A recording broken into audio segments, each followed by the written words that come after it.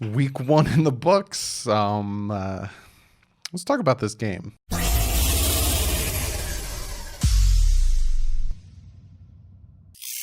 What is up, Finn fans? Yes, unfortunately, not the game we wanted to see. We would have preferred the score to be the other way around. 21-11 Dolphins win, but unfortunately it was a 21-11 Miami Dolphins loss today. There's a ton to talk about, from the O-line play to some of the defensive plays to some of the play calling. A ton to talk about. So let's jump into this stuff. So Cam Newton did his Cam Newton thing. Let's talk about stats right now. Cam Newton went 15 for 19 for 155 yards, no touchdown passes. He was the New England Patriots leading rusher, 15 rush carries for 75 yards, 2 touchdowns. He averaged 5 yards a carry. Other than that, no one else really ran that much. It was mostly him. If you look at Sony Michel, you look at Rex Burkhead, you look at J.J. Taylor, James White, they all did all right, but mostly it was about 30 yards. It was Cam Newton that was the New England Patriots leading rusher. Julian Edelman, leading receiver, 5 catches, 57 yards. Other than that, not much. So, the defense did hold their all, but not enough. Not enough. You held the New England Patriots to under 21 yards, 21 points. You did give up 3 touchdowns, but again, we'll talk about that. And then we'll look at the Miami Dolphins stats, 20 for 30, 191, 3 interceptions. I will talk about the 3 interceptions with Ryan Fitzpatrick. Rushing was actually a little bit better. Myles Gaskins, 9 carries, 40 yards. Matt Breida, 5 carries, 22 yards. And then our leading receivers, Devontae Parker, 47 yards off the 4 carries. Preston Williams, 41 yards off of 2 catches, not carries, for Parker. Gesicki, 3 catches for 30 yards. The defense for the Miami Dolphins had a very up and down day. Jerome Baker with 1 sack, but Mike with Christian Wilkins had a day today. Christian Wilkins with 2 tackles for losses, a big sack, a bunch of batted balls at the line of scrimmage. Christian Wilkins had a very good day today. If I had to pick anyone on the Miami Dolphins side that had a day that you're like, oh, okay, it would be Myles Gaskins. He had a very good day today, bouncing off of tackles, breaking tackles, getting extra yards for us.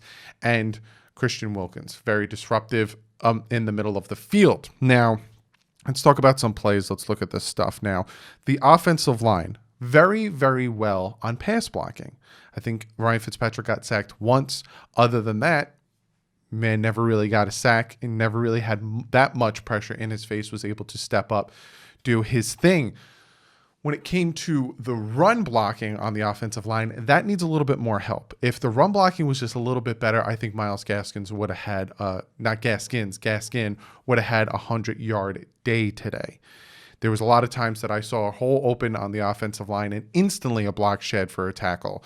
I've noticed that a bunch of times. Some guys would just waft on their blocks. Offensive line needs a little bit more time, and that is where the continuity, that's where the preseason, that's where a longer offseason comes into play, especially with the offensive line. Now, I'm going to talk about Fitz's picks in a little bit. I'm just looking at my list of things. Christian Wilkins, touchdown drive, Miami Dolphins touchdown drive, and the 2-point conversion. Loved every minute of it. Very good, very tough, very aggressive play style. I very, very much like that. The flags. Some of these flags, like there was 2 PIs on Stephen Gilmore, which some Patriot fans were upset about, but literally were all over. Like at one point you threw, Preston Williams down to the ground, literally all over him. So those flags were warranted. There was a flag on Jerome Baker for Julian Edelman, running out of bounds. When Jerome Baker goes to tackle Julian Edelman, he puts his head down. Julian Edelman then proceeds to decide to run out of bounds at the last minute, right? So say Jerome Baker doesn't make that tackle. Say Jerome Baker's like, it looks like he's going to run out of bounds. Let me pull up. Then he just keep going and probably score a touchdown. I don't know. I understand that, yes, he did tackle him when his 1 foot was out of bounds, but that's a bad flag. That's honestly a bad flag on that one. With one of the sacks, the only sack of the game on Fitzpatrick, Preston Williams fell.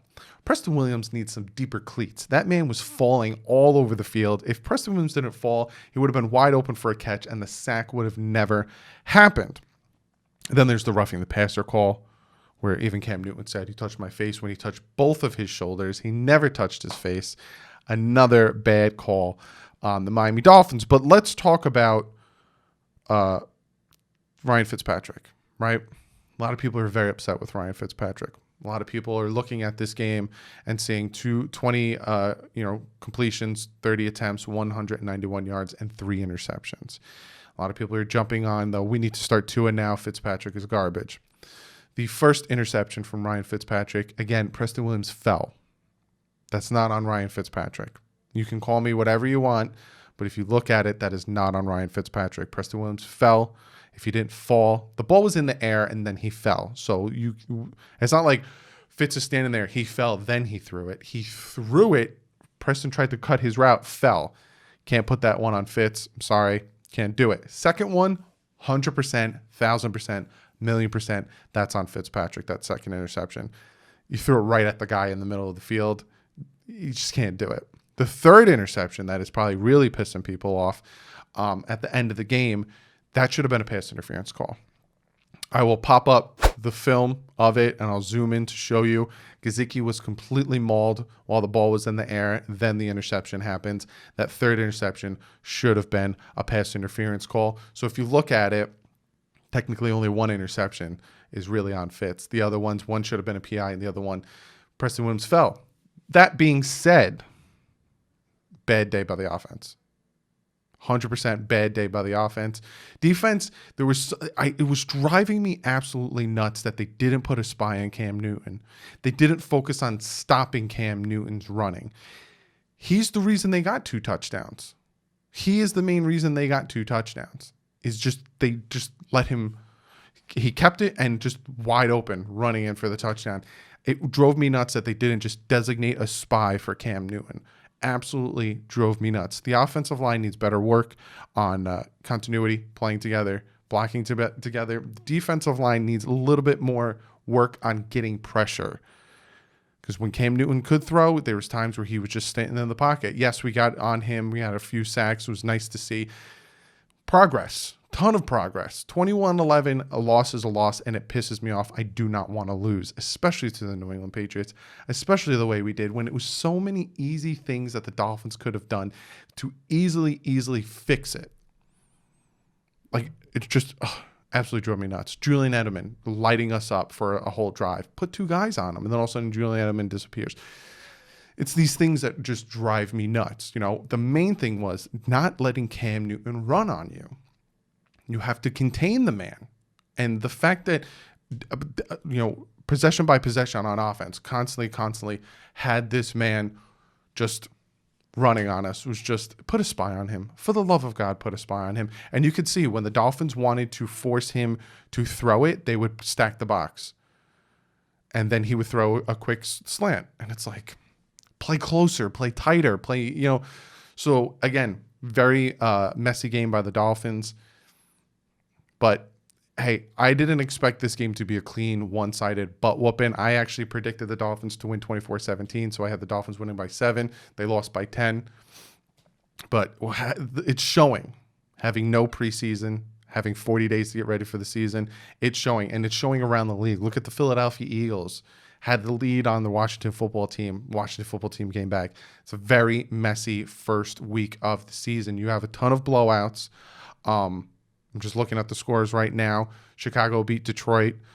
Raiders beat Carolina. The Buffalo Bills handed them, the Jets, a complete butt whooping. Baltimore just completely destroyed the Cleveland Browns. But you look at some of these teams that were up. Green Bay and Minnesota, 43-34. At one point, Minnesota was up on Green Bay. Jacksonville beats Indianapolis. I'm telling you, it's one game. For all the people that are ready to jump ship, for all the people that are like, the season's over, for all the people that are like, I'm done with this team, this is it. It's one game. There's a long season left to be played. We have one game in the books. There's some promising things I saw. Like I said, Devontae Parker went out with a hamstring injury. Hopefully that's not a big deal. Hopefully he doesn't regress to the way he was with these little nagging injuries that took him out. But there was some progress that I saw. There's some things that were better than they were last year. Like I said, you look at the stats, the Dolphins, besides Cam Newton, they really did hold them to not a lot of rushing yards. Sony Michel with 37 yards off of 10 carries. Rex Burkhead, 7 carries, 32 yards. They did a pretty decent job. It was just Cam Newton. And it was so obvious with Cam Newton. They need to pick that up, especially with Josh Allen coming into Miami next week. You need to pick that up, and you need to contain these mobile quarterbacks. I'm very interested to see what you guys have to say about this game, all that stuff. I kind of know what you guys are probably going to say about this game, but I'm very interested in hearing what you guys have to say. For comment of the day, I just want to really quickly shout out Mike actually sent me this jersey. I opened it because he told me he was going to send it to me, but it's a duper autographed jersey. So I really quickly want to just shout out Mike. I'm going to be framing that and putting that somewhere. I'm going to make room somewhere on the wall for this, but thank you, Mike. But other than that, guys, be sure to follow me on Twitter and Instagram. A lot of you guys started following me on Twitter and Instagram, so I'm getting a lot of follows over there, and I greatly appreciate you guys. Be sure to check out Fan to Fan Network. Great site. We got the website, which I'm the Miami Dolphins ambassador for. Got the YouTube channel, and we got the Twitch stream that we do before every big game. We did it this Sunday. They're going to do it Monday and Thursday as well, so be sure to check that out. Other than that, that's the video. Be sure to hit the like button and the subscribe button. We are so close to 15,000 subscribers. I think we're a little over 100 and something, so be sure to hit that subscribe button and that like button. Other than that, I'll see you guys probably tomorrow in my next video, but like usual, stay classy. Fins up.